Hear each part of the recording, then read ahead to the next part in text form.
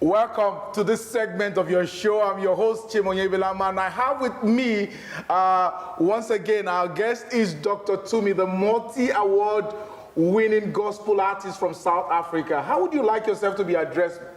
Is it gospel artist, musician? I know there's also medical doctor. What would you normally love to be referred to? I think in different instances, it depends what's happening. People address me differently. My dad calls me Tumi.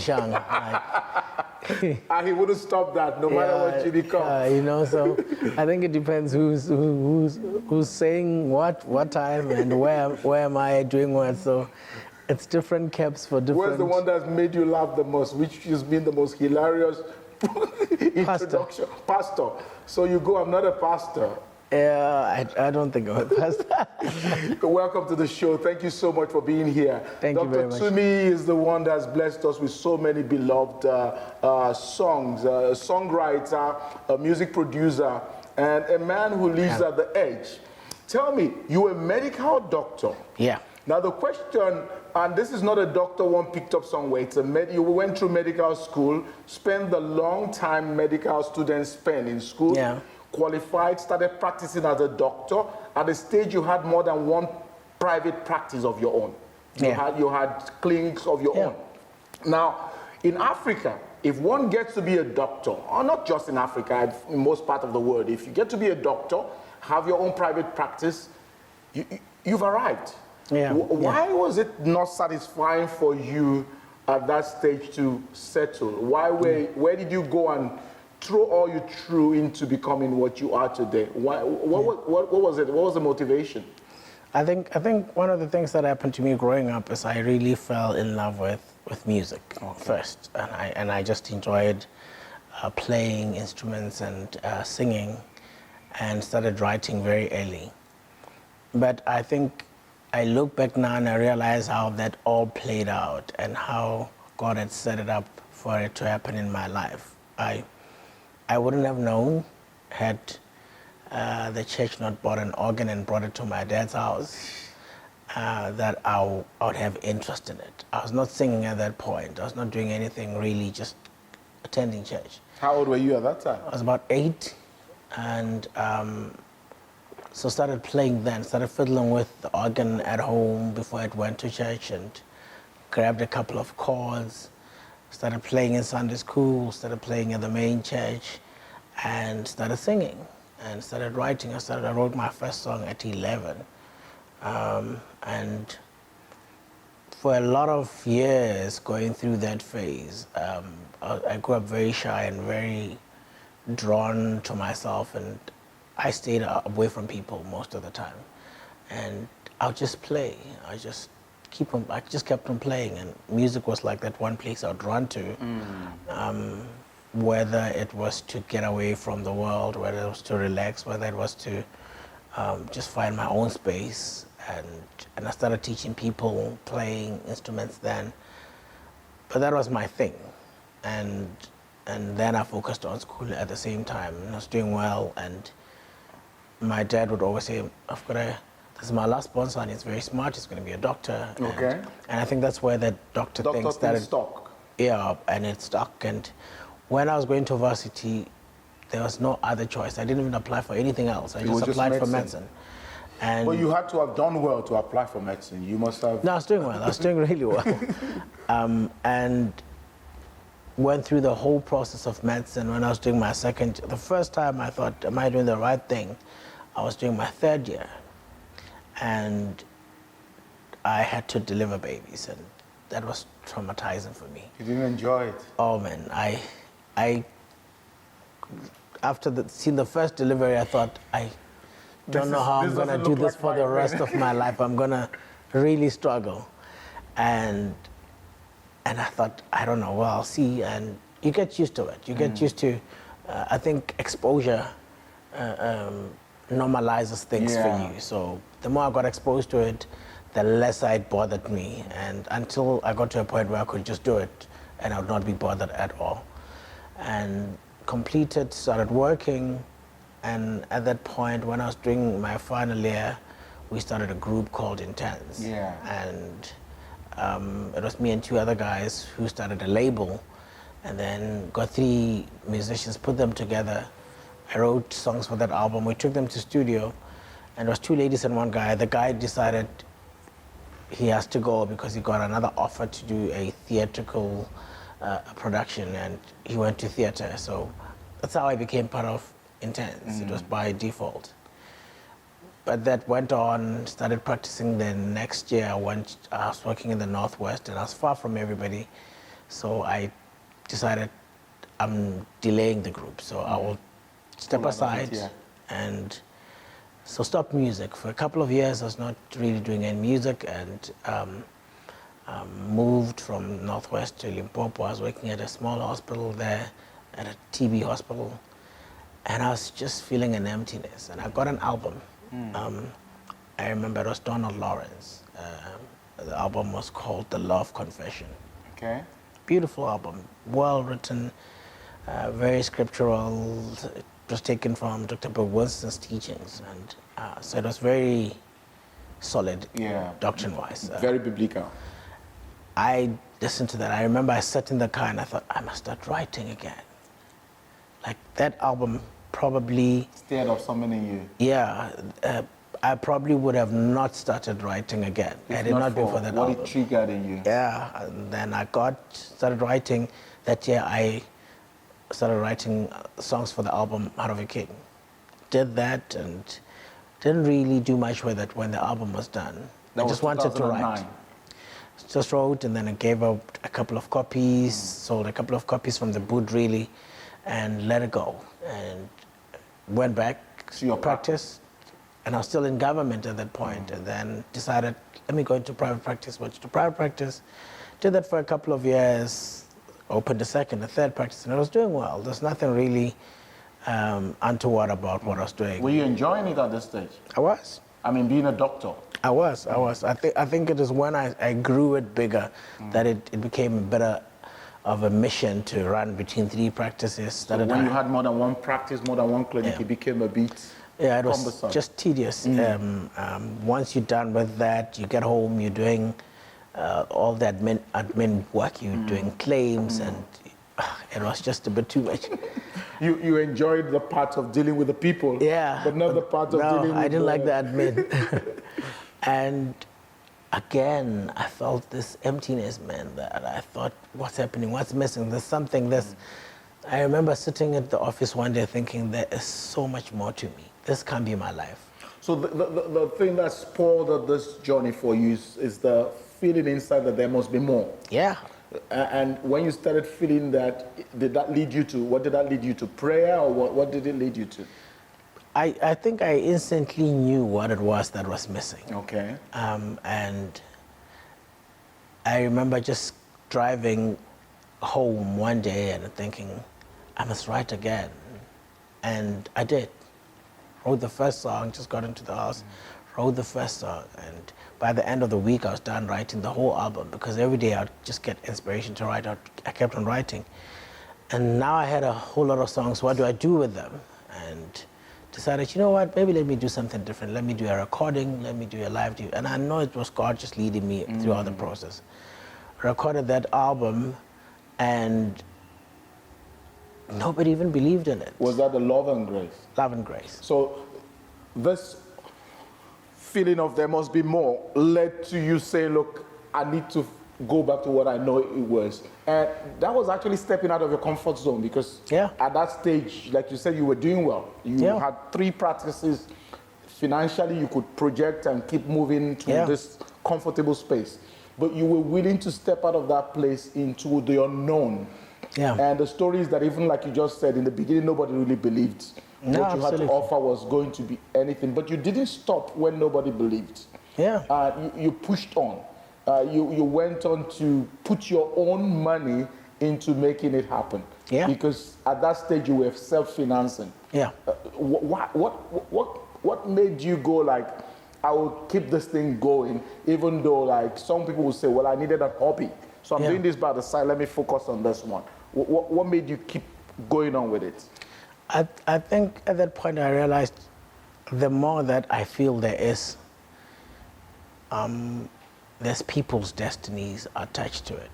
Okay. There's a message that's going to bring hope to somebody else. There's a calling. Yeah, I mean, I know how music can speak to you. Yes. I grew up in church, and I played all my life, and I listened to music, and you'd get something out of spirit-filled music. It will just speak to you. You don't have to always agree or know what it is, but you can get a sense that this is directed at me.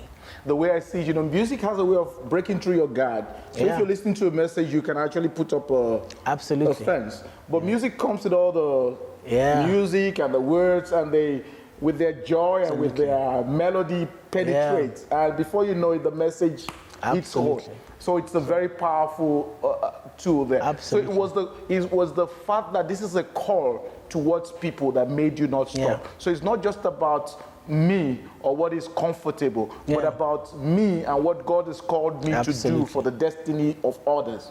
And you were willing to pay. You put it like this in another place. You were willing to pay to see your calling come to pass. Absolutely. And it didn't matter then who liked it or didn't like it. Yeah. Did you feel at a stage when it was like, this won't fly, this is not good? Did you feel like start doubting yourself? I didn't. When first I took all my savings and I took everything I had and put it into that album. That was risky. Yeah, and I didn't even know, will people receive it, what? But I felt like it's a message that people need to hear. And I think my heart was settled that if it's just for one person, I'm still happy. If Christ gave his life away, if all the money that I put in is just so that one person gets saved or encouraged, that's good enough for me. And life is surely worth more than money if Christ paid with his life, right? And so we did that, and I didn't even know what I'm going to do with the album. Even when it was done, I finished the album, I had it in my hands. And I called everyone that I had come into contact with at some point in life that was either a musician or they know this, and tried to get contacts. And I think it's that point of life that I realized God can bring you the context himself. You don't need people, because everybody, even people that I'd hoped would help, they didn't help. Nobody really helped me until I just started, you know what, let me just go to direct doors and go to the labels themselves. And I did one or two labels, and I had one meeting with one label, and I sat there and left me thinking, this won't work. And I mean, the exact words. It's not the kind of things people listen to. Nobody's gonna listen, nobody's gonna buy this. And I said, I believe in it, and I left. Now, didn't that make you go and say, look, I need to change my style? Because if one listens to you, it's a bit different from the general black gospel song. Your style is different. Didn't that make you think, okay, maybe I can keep my message but change my style a bit? You know, one of the beauties about people is we like different things. Yeah. There's certain types of music, no matter how great they are, they don't appeal to me, or they might not appeal to you. There's something else that somebody else would like that I don't like. You know, so it's very person specific. So my thinking about it was like, everybody has an assignment, and I'm not called for the entire world. I'm called for a type of people that like the sound that I like. You've got to stay true to who you are. Absolutely. And what God has called you to be, so as to be able to deliver the message that God has given you to deliver. Absolutely. Many of us struggle with staying true to ourselves, and that's our insecurity and all that. Where does there's this conviction of, about what you have, about the gift you have, the calling you have. If you look back, where does that come from? I think I've always loved authenticity. And I looked at people that I listened to and I liked were authentic people. Like, they were just doing themselves. They were not doing really normal things. It was not what everybody else is doing. I mean, one of the things I was told is you need to get one of the popular songs that is already circulating and put it in part of your albums, remix it a bit and put it out. And I was like, I'm not going to do that. I want to write new songs, because also there'd been a huge culture, especially within the traditional gospel, of recycling music. Recycling, just take what is there and tweak it a bit and put a new voice to it. I was tired of it. Like, I realized if I go to a music shelf, I look at 10 albums, there's 2, 3, 4 songs that are common in all those 10 albums, and it's frustrating for me. What do I then listen to? You buy one, you've got them all. And so I wanted to change that. And I wrote every single song, and I made sure that every song is new in the album, so you can't even have one that's saying, that's the reason it worked. But ultimately, released a music video, put it on YouTube, and it started trending. And then the very guy who told me this won't work gave me a call and said, come through, let's talk. And we sat at the meeting, and he said, well, I'm willing to give it a try. And I said, okay, no, that's fine. Even then he wasn't so sure. Yeah. He was just attracted by the number of views on your YouTube. Still said it won't do well, but I'm gonna put it out. Just let's see what happens. And then we released it in May. Yeah. Like a week after it was on. That was May 2016. Yeah. A week after its release, it was sitting at number 3 most selling album in the country for a new artist. And what did he say then? He gave me a call, said, come to my office, and I did. And I remember that number 1 and 2 were some of the big groups in the country, and he said, the album is doing well. I'm so shocked that it's there. Were you shocked? No, I wasn't. So what did you say to him when he said he was shocked? He said, it's doing well, but I don't think it will be number 1. And I said, it will. He said, nah, you're too ambitious. And I said, okay, well, that's fine. I left. The very next week when the new charts came in, it was sitting at number 1. And I mean, it was in number 1 for weeks. And I'm talking all charts, secular international charts, and every platform that you could have, it was number 1. And so he called me. He couldn't believe it. And I mean, that album has gone to sell so many units. Praise God. And just because you decided, you dared to stay true to yourself and what God has called you to be, it's fascinating, because I think the point where we kind of draw back is that the fear that being different will bring rejection. We're convinced that if we become different, we're going to be rejected. Yet, we're created to be different. we're created to be different, but we struggle with being different because of rejection. We feel it won't sell. Nobody's going to buy. Nobody's going to like me. Nobody's going to accept me the way I am. And so we come up with a modified version of the song. True. I'm not just talking about music now. I'm talking about life. Life, absolutely. Just the fact that this is the song everybody's singing, I want to play along. I just play along and put my own voice into it and not sing the song God has given us. That's so sad. It is sad. And what I love is when you say that even if it's one person that ends up listening to it, I've done my job. But then you had a strong conviction that it was not just one person. Yeah. Because you said you knew from the beginning God was calling you beyond South Africa. Yeah. And it's basically why I wrote the way I wrote. It's why I used the language I used, because my intention initially was to break into a language that across the continent and overseas people can quickly relate to. Yeah. And so I wrote that way. But I really just wanted to be me and be authentic and be true and sing what I like, the way I like it, have a sound that I enjoy. Because if you don't enjoy it, nobody else is gonna. And I wanted to make sure that it's something that I really love. But at the same time, I mean, I sat and thought, I could do what everybody else is doing. If I try and become like this person, unfortunately, that place is taken. Yeah. I'll be number 2 for the rest of your life, or until somebody else makes you number 3. Until somebody else makes you number 3.